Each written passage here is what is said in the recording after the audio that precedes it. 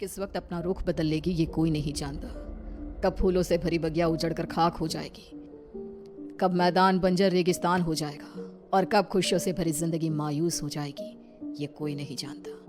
ये कहानी है कनिष्का की, जिसे अंदाजा भी नहीं था कि उसके जीवन का अगला पल उसके लिए क्या लाने वाला था।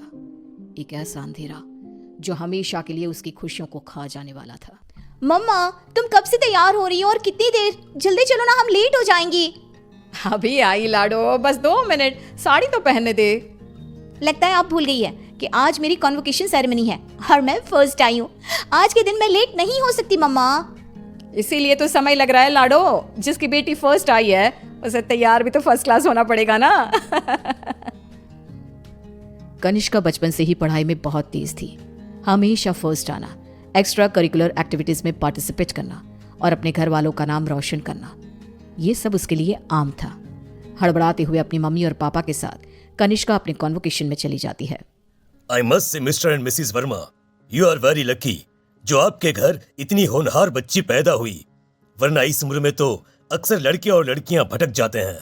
पर कनिष्का दिन रात अपनी पढ़ाई में लगी रही और आज उसने हमारे कॉलेज का नाम पूरे स्टेट में रोशन किया है।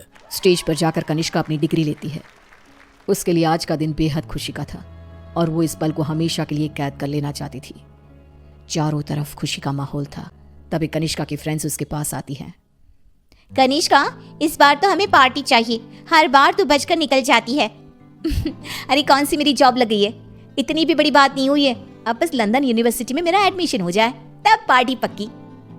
तुम लोग कनिष्का की बातें तो रहने ही दो, मैं दूंगी पार्टी। आफ्टर ऑल कॉलेज की डिग्री मिल गई है मेरी बच्ची को। She is a graduate now. तो आज रात को मेरे घर पर पार्टी रहेगी, तुम सभी को आना है। रात को सभी पार्टी में आते हैं। सभी बच्चे नाच कूद रहे होते हैं। तभी कनिष्का खिड़की पर जाकर बाहर देखती है, जहां सामने के घर की छत पर बैठी एक औरत उसे लगातार घूरे जा रही थी। ये मिस्टर शाह के घर में ये औरत कौन है? वो तो अकेले रहते हैं। तभी वहां कनिष्का की फ्रेंड आ जाती है। तू यहाँ रात को बाहर तारे देख रही है क्या? चलना, सब कितना एंजॉय कर रहे हैं। कनिष्का नेहा के साथ चली तो जाती है, पर उसे बहुत अजीब महसूस होने लगता है, मानो कोई सदियों पुराना दुख उसकी आत्मा को याद आ गया हो। ये अचानक मुझे रोने का मन क्यों कर रहा है? और ये स्मेल कहाँ से आ रही है? मम्मी, लगता है कोई पार्टी में नॉनवेज ले आया है। Are you gone mad Kanishka? We all know कि तुम्हारी फैमिली वेजिटेरियन है। तो ये सड़ी हुई मछलियों का गंध कहाँ से आ रहा है? क्या मजाक है ये कहकर कनिष्का जोर जोर से चीखने लग जाती है। कनिष्का की आवाज सुनकर गौतम वहां आता है। ड्रामा मत करो कनिष्का, बस इसी कारण से ही मैं पार्टी वार्टी पसंद नहीं करता। चलो जाओ अपने कमरे में। सभी अपने अपने घर चले जाते हैं और इसके बाद कनिष्का का बिहेवियर और भी खराब होता जाता है। रात को 3 बजे अचानक उठकर कनिष्का दीवारों से बातें करने लगती है। उसकी आवाज सुनकर रीना भागते हुए आती है। अरे बेटा, इतनी रात को तुम यहाँ पर क्या कर रही हो? और दीवार को देखकर किससे बात कर रही हो लाडो? कोई नहीं है यहाँ। रीना कनिष्का को सीने से लगा लेती है। कनिष्का का शरीर बहुत गर्म था। रीना ये देखकर सोच में पड़ जाती है। आज तक मेरी बच्ची ने कभी ऐसा बिहेव नहीं किया, आज क्या हो गया है इसे? शाम तक तो बिल्कुल ठीक थी और अब अचानक इतना तेज बुखार, ये सब क्या हो रहा है? रीना भागकर थर्मोमीटर लाती है और कनिष्का का टेम्परेचर चेक करती है, पर उसका टेम्परेचर बिल्कुल नॉर्मल था। ऐसा कैसे हो सकता है? ये सब क्या हो रहा है? अचानक मेरी बेटी को किसकी नजर लग गई? रीना अपनी बेटी के साथ ही सो जाती है और अगली सुबह डॉक्टर को बुलाती है, पर डॉक्टर के टेस्ट के बाद भी सब कुछ नॉर्मल ही निकलता है। अब ये क्या नया लफड़ा आ गया है? एक और नया खर्चा। ये क्या कह रहे हैं आप? जब तक कनिष्का टॉपर थी तब तक आपकी बेटी थी और आज बेचारी बच्ची तकलीफ में है तो ये सब कहने लगे आप? रीना और गौतम में बहस हो जाती है। गुस्से में गौतम घर से बाहर निकलता है, जहां उसे पता चलता है कि मिस्टर शाह अब नहीं रहे। वो घर आकर कनिष्का के पास बैठी रीना को इस बात की खबर देते हैं, जिसे सुनते ही अब तक सोई कनिष्का अचानक मुस्कुराने लगती है और भागती हुई अपनी अलमारी खोलती है और सारे सामान को बाहर बिखेर देती है। क्या ढूंढ रही है बेटा, मुझे बता लाडो। इतने में कनिष्का के हाथ कैंची लग जाती है, जिसे लेकर वो अपने सर के सारे बाल काटने लगती है। मिल गया मम्मा, मिल गया।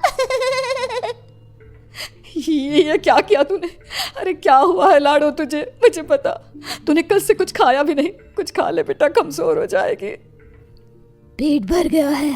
कितनी उल्टियां भी की मैंने, पूरे के पूरे शाह को खाकर बैठा हूं मैं। खाकर बैठा हूँ। ये सब क्या कह रही है तू? बाथरूम में जाकर देख ले।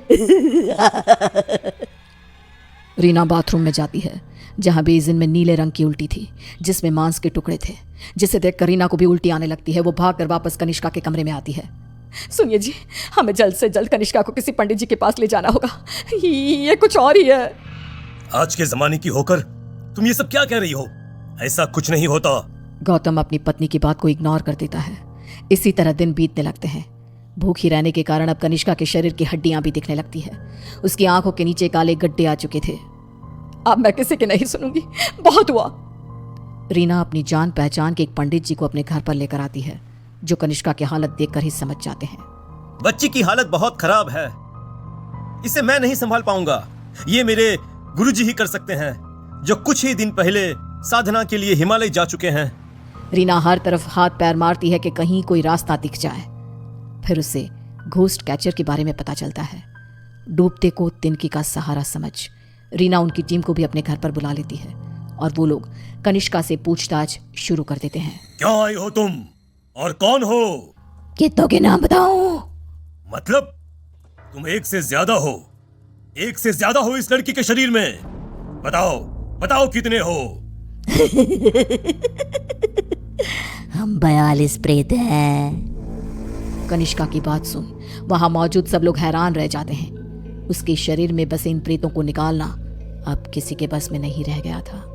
उसी शाम कनिष्का की मृत्यु हो जाती है, जिसका सदमा रीना बर्दाश्त नहीं कर पाती और सब कुछ छोड़ अपनी बेटी के साथ हुए इस हादसे के पीछे की वजह का पता लगाने निकल पड़ती है।